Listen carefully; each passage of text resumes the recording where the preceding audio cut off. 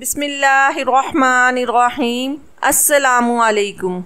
मेरे भाई की शादी के 3 दिन बाद ही मौत हो गई और मेरी भाभी बेवा हो गई। अचानक भाई की मौत से भाभी पागल हो गई, लेकिन हर रोज रात को भाभी के कमरे से चीखने की आवाजें आती थी। एक दिन मुझसे रहा ना गया तो अचानक ही भाभी के कमरे का दरवाजा खोलकर अंदर चली गई और सामने का जो मंजर देखा मेरी भी चीखें निकल गई, क्योंकि भाभी, रात का वक्त था, गहरा सन्नाटा छाया हुआ था।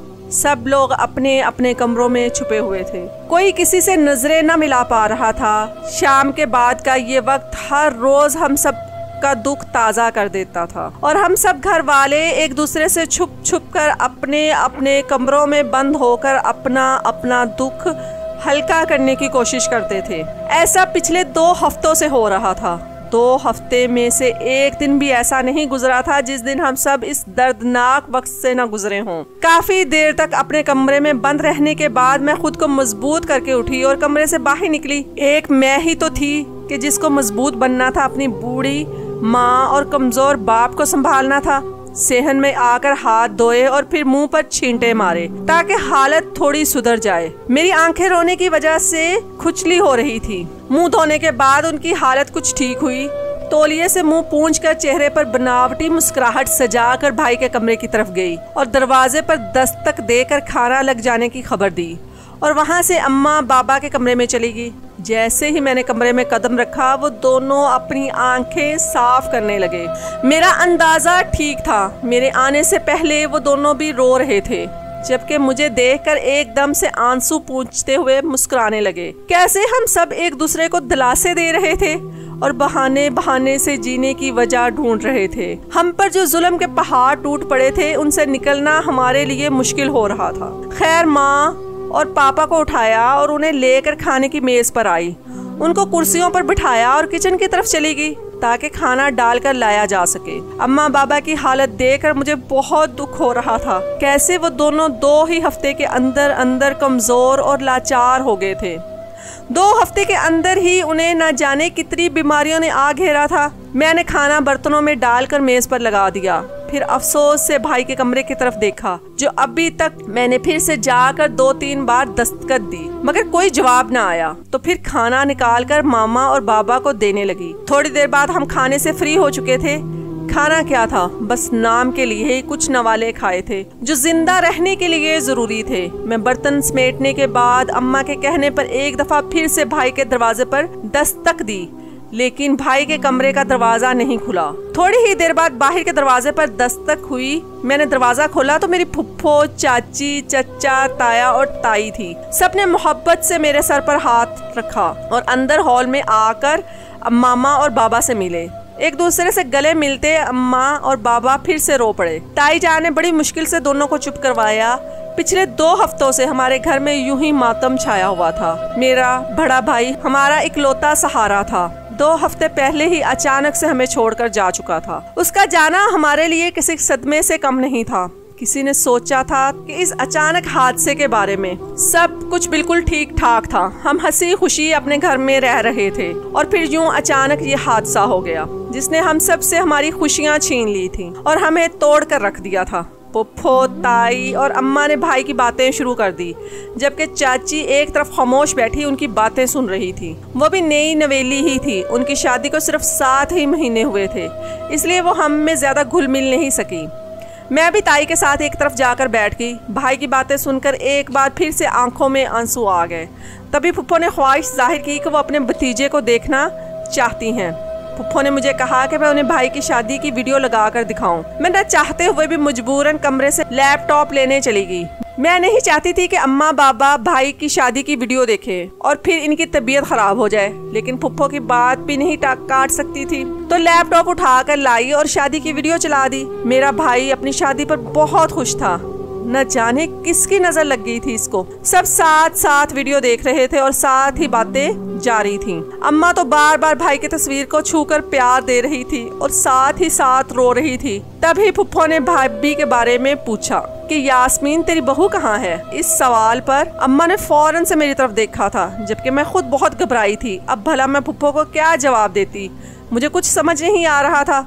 फुप्पो को ना झूठ बोल सकती थी ना ही सच बता सकती थी। फुप्पो के सख्त मिजाज से हम सब अच्छी तरह वाकिफ थे। अगर फुप्पो को भाभी के बारे में भनक भी लग जाती तो न जाने क्या तमाशा हो जाता। और हमारा मातम वाला घर था, हम घर में कोई तमाशा नहीं लगवा सकते थे। इससे पहले मैं और अम्मा फुप्पो को कोई जवाब देती, घर के दरवाजे से मोहल्ले की मर्द और औरतें दिखाई दिए। वो लोग रोजाना रात के खाने के बाद हमारा दुख हल्का करने चले आया करते थे। बाबा, ताया, चचा मर्दों को लेकर बैठक में चले गए, जबकि औरतें वहीं सहन में बैठ गईं। मैंने औरतों को आते देखकर एक सुकून भरी सांस ली थी कि चलो इनके आने से फुप्पो का ध्यान भाभी की तरफ से हट जाएगा। लेकिन ये मेरी सिर्फ गलत फहमी थी। उन औरतों ने भी हमारा हाल चाल के बाद भाभी का पूछा, लेकिन हमारे पास किसी को बताने के लिए कोई जवाब ही नहीं था। अब भला क्या बताती इनको कि उससे तो किसी चीज का होश ही नहीं है। फिर मुझे ख्याल आया कि मैं इनको बता दूं कि भाभी को नींद की गोलियां देकर सुला दिया गया है। अभी मैं बोलने ही वाली थी कि इससे पहले अचानक से भाई के कमरे का दरवाजा खुला और भाभी बाहर आती दिखाई दी। उन्हें देखते ही मैंने और अम्मा ने शर्म से सर झुका लिए। कहने को कुछ बचा ही नहीं था। हमारे सामने ही हमारी इज्जत का जनाजा निकल चुका था। अब किसी से क्या शिकायत करते। मैंने कभी भी नहीं सोचा था कि मेरे भाई की पसंद ऐसी होगी, लेकिन अब क्या हो सकता था। जो होना था वो हो चुका था। अब पछताने का क्या फायदा।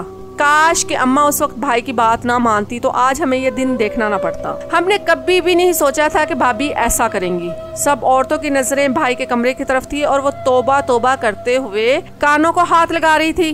भाभी के इस हुलिये की उम्मीद किसी को भी ना थी। अभी तो भाई को गुजरे मुश्किल से 2 हफ्ते हुए थे और भाभी की हालत इतनी शर्मनाक थी। अजीब तरह के कपड़े पहने हुए थे कि सबकी नजरें शर्म से झुक गई। सब लोग सवालिया नजरों से मेरी अम्मा को देखने लगी।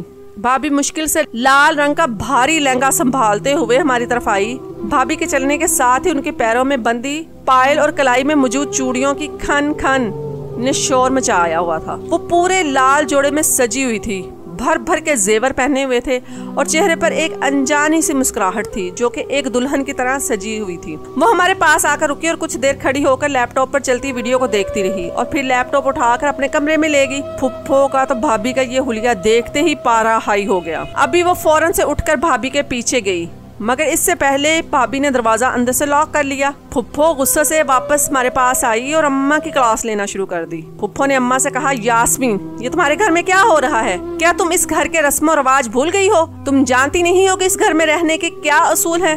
मगर लगता है बेटे की मौत के बाद तुम सब भूल गई हो। लेकिन कोई बात नहीं, मैं तुम्हें सब याद करवाती हूँ। जिस औरत का शौहर मर जाए वो बेवा होती है।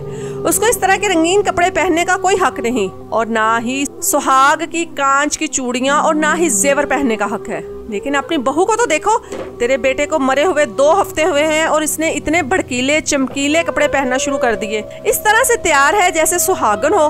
फुप्पो का तमाशा शुरू हो चुका था। अम्मा चुपचाप फुप्पो की बातें सुनती जा रही थी। बोलने के लिए तो कुछ था ही नहीं। फुप्पो कुछ गलत तो नहीं कह रही थी। जो कुछ भी था फुप्पो सच कह रही थी। फुप्पो अभी के अभी भाभी को घर से निकालने के लिए कह रही थी। बड़ी मुश्किल से मैंने उनको संभाला और फुप्पो को बड़ी मुश्किल से समझाया। दरअसल जब से भाई की मौत हुई है, भाभी का दिमागी तवाज़ुन बिगड़ गया है। उनका दिमाग इस बात को मानने के लिए तैयार ही नहीं कि भाई मर चुके हैं। इसलिए वो खुद को सुहागन बनाकर रखती हैं और भाई का इंतजार करती हैं। हमारी पूरी बात सुनकर सबने अफसोस जाहिर किया। भाभी को घर में रखना और उस हुलिया में देखना बर्दाश्त करना हम सबकी मजबूरी थी। अगर ना होती तो खुशी से कौन कहता है बेटे को गुजरे 15 दिन भी नहीं हुए और उसकी बीवी दुल्हन बनकर बैठ जाए और घर वाले भी बर्दाश्त करते रहे। हम किसी खुशी से ये सब नहीं देख रहे, बल्कि हमारी भी एक मजबूरी थी। कुछ देर बैठने के बाद सब लोग अपने अपने घरों को चले गए, जबकि फुप्पो जाते जाते अम्मा को भाभी पर कड़ी निगरानी रखने का बोली थी। साथ ही साथ अम्मा को कहा कि इसे समझाओ ताकि अपनी हरकतों से बाज आ जाए। अम्मा ने फुप्पो की बातें सुनकर सिर्फ सर हिलाने पर ही गनीमत समझी। फुप्पो को भेजने के बाद हम अपने अपने कमरों में आकर सो गए। वक्त गुजरता गया, लेकिन भाभी अभी तक वैसी की वैसी ही थी। उनमें जरा भी बदलाव नहीं आया था। वही आदतें, वही हरकतें, और अम्मा समझा समझा कर थक गई थी कि भाई इस दुनिया में नहीं है। उसने हमारी आंखों के सामने दम तोड़ा है और हमने अपने हाथों से उसको दफनाया है। मगर मजाल है जो इस पर रत्ती बराबर भी असर होता। वो यूं ही हर रोज दुल्हन की तरह तैयार होती और शादी की वीडियो लेकर कमरे में बंद हो जाती। उसके कमरे से अक्सर बातों की आवाज सुनाई देती थी। न जाने वो किससे बातों में लगी रहती थी। हम सब बेहद परेशान थे। हमें कुछ समझ नहीं आ रहा था कि क्या करें क्या ना करें। भाई की मौत को महीने गुजर चुके थे। वक्त बहुत बड़ा मरहम होता है, बड़े बड़े गांव को भर देता है। वक्त के साथ साथ हम सब भी संभल गए थे, सिवाय भाभी के। न जाने उसको कब समझ आनी थी। मेरा नाम मीरब है। हम 2 बहन भाई थे, एक मैं और एक मेरा भाई। मेरे भाई का नाम आरिफ था। मेरे पापा का जूतों का कारोबार था। उनके शहर में जूतों की अच्छी दुकान थी जिसे अच्छी आमदनी होती थी और हमारे घर का गुजारा अच्छा चल रहा था। मेरे भाई ने MA के बाद कॉलेज छोड़ दिया और बाबा के साथ दुकानों पर बैठने लगा था। यूं बाबा को थोड़ी सपोर्ट भी मिल गई थी। हंसी खुशी जिंदगी गुजर रही थी। एक दिन हम रात का खाना खा रहे तो इसी दौरान भाई ने अम्मा को कहा कि वो शादी करना चाहता है। अम्मा की तो जैसे मुराद पूरी हो गई थी, जबकि बाबा ने घूर कर दोनों को देखा था। अम्मा बाबा के घूरने की परवाह न करते हुए झट से बोली कि मैं आज ही रिश्ते देखना शुरू कर देती हूँ। तुम बताओ तुम्हें कैसी लड़की पसंद है ताकि मैं तुम्हारी पसंद के मुताबिक ही लड़की तलाश करूँ। मगर भाई की अगली बात सुनकर अम्मा की खुशी गुम हो गई। भाई ने कहा कि मैंने लड़की खुद पसंद कर ली है, आप बस उसके घर रिश्ता ले जाने की तैयारी करें। अम्मा बाबा हैरानगी से भाई के मुंह की तरफ देख रहे थे। उन्हें भाई की बात सुनकर दुख हुआ था। आज से पहले तो भाई ने कभी भी कोई काम अम्मा बाबा के बगैर नहीं किया था। आज जब शादी की बारी आई तो जिंदगी का इतना बड़ा फैसला उस बगैर माँ बाप के मशवरे के कर लिया था। अम्मा भाई को कुछ कहना चाहती थी मगर बाबा ने अम्मा के हाथ पर हाथ रखकर इन्हें कुछ भी कहने से रोक दिया। बाबा कहने लगे कि इनका बेटा अब बड़ा हो गया है, अब इसे उंगली पकड़कर चलने की जरूरत नहीं थी। खैर अम्मा ने लड़की के बारे में भाई से पूछा तो पता चला कि वो लड़की यतीम है, अपने ताया और ताई के साथ रहती है। 2 दिन बाद ही अम्मा और बाबा जाकर लड़की को देख आए। शक्लो सूरत से तो बेहद खूबसूरत थी मगर आदत और सलीके का पता तो शादी के बाद ही चलना था। वो लोग कुछ अजीब से थे। उन्होंने हमसे कोई पूछताछ ना की। ये बात बहुत बड़ी हैरान करने वाली थी, वरना कहाँ कोई आजकल के दौर में बिना छानबीन के अपनी बेटी का रिश्ता देता है। खैर अम्मा ने अपनी तरफ से उनको एक बार अपने घर आने की दावत दे दी थी ताकि वो आकर अपनी तसल्ली कर ले, मगर इस बात का भी लड़की की ताई ने आराम से इनकार कर दिया। उन्होंने बस शादी की तारीख दी और कहा इस तारीख को आकर अपनी अमानत ले जाएं। अम्मा ने जेवर की डिमांड के बारे में पूछा तो उसने कहा कि वो ना तो जेवर लेंगी और ना ही जहेज देंगी। उन लोगों ने हमें सिर्फ 15 दिन का वक्त दिया था जिसे अम्मा बाबा ने बड़ी मुश्किल से 1 महीने का करवाया क्योंकि हमें भी अपनी तैयारी करनी थी। आखिर अम्मा लड़की के हाथ में भाई के नाम की अंगूठी पहना कर आ गई थी और करती भी तो क्या, इकलौते बेटे की पसंद जो थी उसकी खुशी को देखते हुए ये कड़वा घूंट भरना ही था। खैर दिन गुजर गए और तैयारी शुरू हो गई। इस दौरान अम्मा ने भाई को दोबारा समझाने की कोशिश भी की कि यूं जल्दबाजी ठीक नहीं, बेहतर है कुछ वक्त और ले लो और अच्छी तरह सोच समझकर फैसला कर लो। मगर भाई ना माना। उसने अम्मा को कह दिया कि उसका फैसला बिल्कुल ठीक है, मगर ये तो वक्त ही बताने वाला था कि उसका फैसला सही था या फिर गलत। शादी का वक्त आ पहुंचा और हम भाई की पसंद की लड़की को ब्याह कर घर ले आए। मेरे खानदान वालों ने लड़की के खानदान के बारे में सवाल उठाए तो उसके ताया ताई शादी के दूसरे दिन ही शहर छोड़कर कहीं चले गए थे। भाभी ज्यादातर कमरे के अंदर ही रहती थी। उनकी शादी को 3 दिन गुजर गए थे मगर सिर्फ खाने के वक्त वो कमरे से बाहर आई। नई शादी थी, हमने भी ज्यादा डिस्टर्ब करना ठीक ना समझा। एक दिन भाई ऑफिस से आए, खाना खाने के फौरन बाद कमरे में चले गए। थोड़ी देर बाद भाभी और भाई कमरे से बाहर आए और अम्मा से कहा कि वो भाभी को कहीं घुमाने ले जा रहा है। शाम का वक्त था, अंधेरा जरा जल्दी हो जाता था। अम्मा ने भाई को रोका कि इस वक्त जाना सही नहीं, तो उस वक्त मत जाओ, कल दिन में चले जाना, अभी तो वैसे भी बहुत ज्यादा अंधेरा फैल गया है, कहाँ घूमो फिरोगे अंधेरे में। भाई ने भाभी की तरफ देखा और अम्मा से कहा अम्मा इसका दिल अभी चाह रहा है, आप फिक्र ना करें, हम बस यही सड़क पर टहलकर वापस आ जाएंगे। अम्मा भाई को रोकना चाह रही थी मगर भाई भाभी का हाथ पकड़कर बाहर निकल गए। मैंने अम्मा को लाकर कुर्सी पर बिठा दिया। अम्मा का दिल बेहद घबराया हुआ था। कुछ ही देर बाद भाई भाभी को लेकर तेजी से अंदर दाखिल हुए। भाभी को कमरे में छोड़कर वापस जाने लगे। उनका चेहरे का रंग उड़ा हुआ था। मैं भागकर भाई के पास गई और उससे पूछा क्या हुआ, तो भाई ने मेरी बात का जवाब न दिया और बाहर जाने लगा। अचानक दरवाजे के पास पहुंचकर रुका और फिर दौड़कर अम्मा के कदमों में गिर गया और जोर से रोने लगा। अम्मा का तो दिल ही दहल गया था। कौन माँ अपनी जवान औलाद को यूं रोता देख सकती है। अम्मा ने भाई को फौरन से अपने गोद में भर लिया और चुप कराने लगी। कुछ देर बाद भाई के रोने में कमी आ गई। अम्मा यूं ही भाई का सर गोद में रखे नीचे बैठी रही। उनको लगा शायद भाई सो गया है।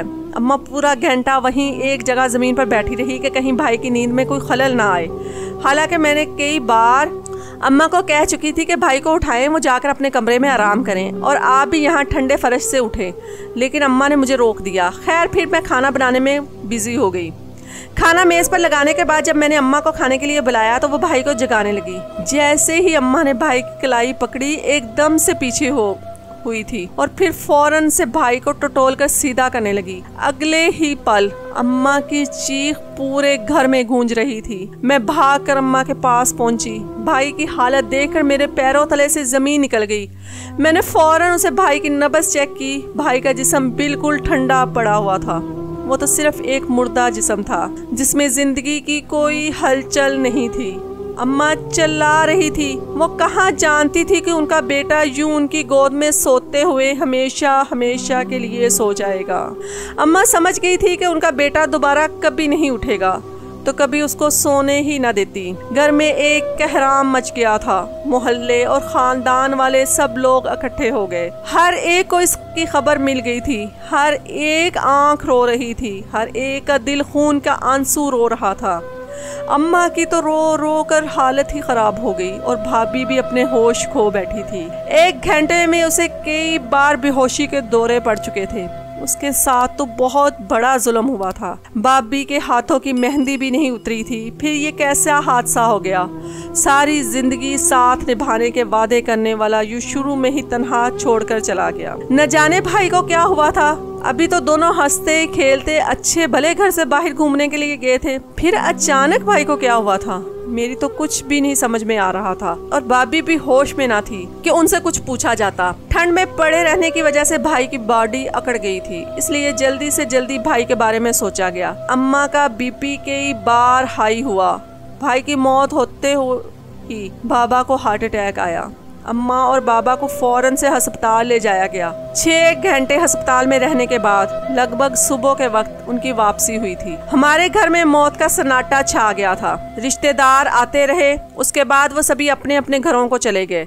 अभी हम लोग इस सदमे से बाहर भी नहीं निकले थे जब भाई की मौत के चौथे दिन भाभी अपने कमरे से बाहर आई। भाभी की हालत देखकर हमें झटका लगा। भाभी पूरी दुल्हन की तरह तैयार थी और इधर उधर देखकर खुद ही बातें करती रही। थोड़ी देर देखती रही, फिर जाकर अपने कमरे में बंद हो गई। पूरी रात उसके कमरे से बातों की आवाज सुनाई देती। भाभी को भाई के मौत का गहरा सदमा लगा था। वो अपने होश खो चुकी थी और बिल्कुल पागल हो गई थी। अम्मा दिन को उसके कमरे के दरवाजे के बाहर से बंद कर देती ताकि वो लोगों के सामने ना आ सके, मगर उस रात सब लोगों ने उसकी हालत देख ली और उसकी हालत का पता चल गया।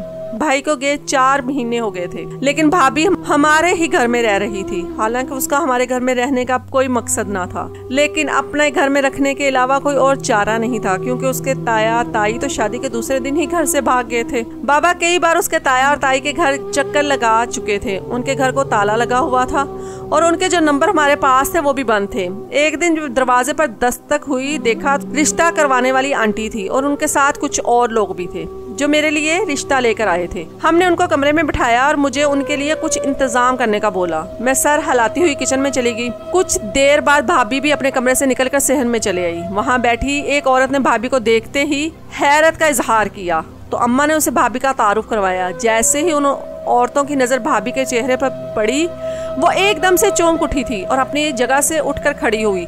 फिर अम्मा से कहा कि वो इस घर में रिश्ता नहीं कर सकती। इसके बाद भी 3-4 रिश्ते आए, लेकिन हर बार रिश्ते के लिए आते हुए लोग भाभी की शक्ल देखते ही रिश्ते से इनकार कर देते थे। न जाने उसके चेहरे पर ऐसा क्या था। उस दिन भी हमारे घर यूं ही रिश्ते वाले आए और कुछ देर बाद उठकर चले गए और शाम के वक्त उन्होंने रिश्ता करवाने वाली आंटी के हाथ इनकार भिजवा दिया। अम्मा गुस्से से भाभी के कमरे की तरफ गई और कहा कि आज वो भाभी को घर से निकाल देंगी, क्योंकि इसकी वजह से हर बार मेरा रिश्ता ठुकराया जा रहा था।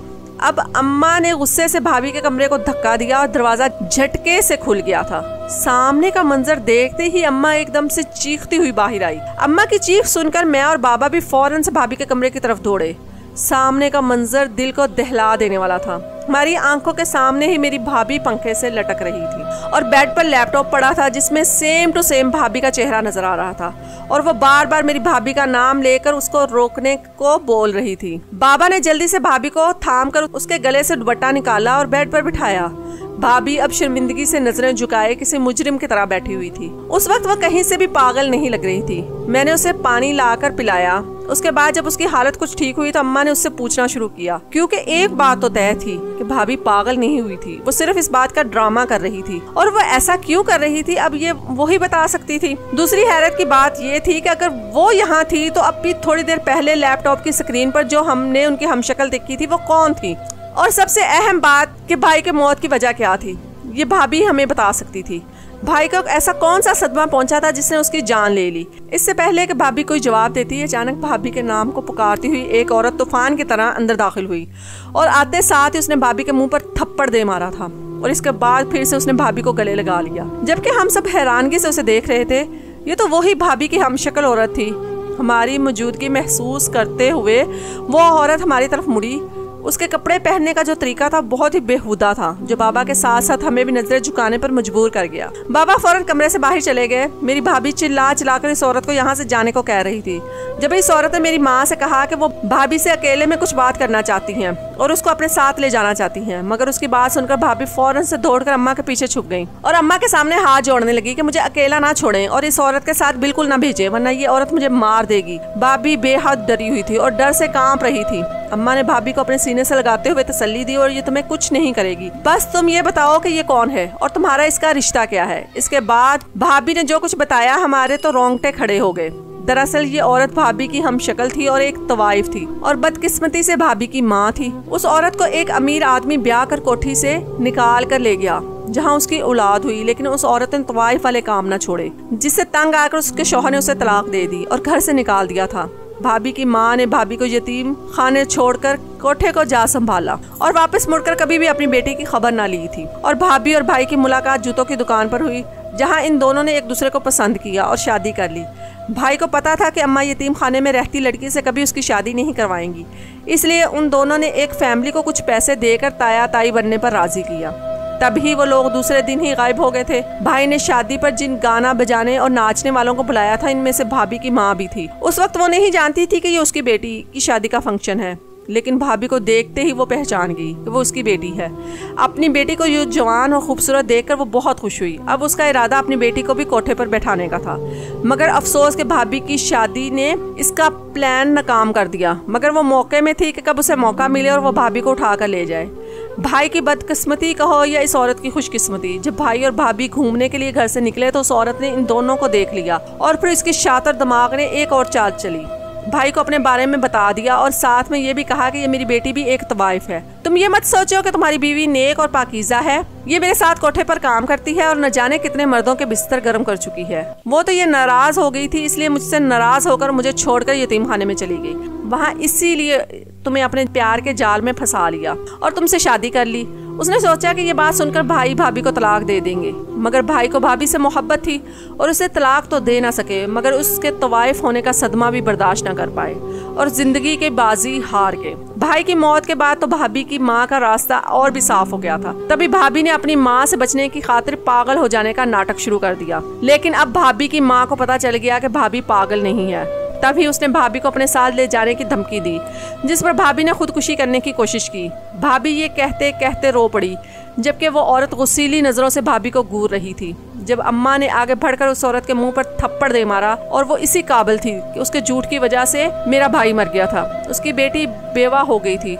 वो औरत जिसने अपनी बेटी को नहीं छोड़ा, वो कैसे किसी और की हो सकती है? ऐसी औरतों को खुला रखना बिल्कुल ठीक नहीं था। अम्मा ने फौरन पुलिस को फोन करके बुलाया और भाभी की माँ को पुलिस के हवाले कर दिया। इसके बाद अम्मा बाबा ने भाभी की शादी एक अच्छा रिश्ता देखकर कर दी थी। भाभी अपने घर में खुश है। धीरे धीरे भाई का गम उनके दिल से निकल गया। लोग सच कहते हैं, किसी एक के जाने से जिंदगी खत्म नहीं होती, बल्कि जिंदगी अपनी रफ्तार से बढ़ती रहती है। हम लोगों के दिलों से भी भाई का गम निकल गया था, लेकिन उनकी याद अभी भी दिल के किसी कोने में थी। कभी कभी इन्हें याद कर लेते थे। भाभी की शादी के 1 साल बाद अम्मा ने मेरी शादी भी कर दी और अम्मा अब्बा अब घर में अकेले रहते थे।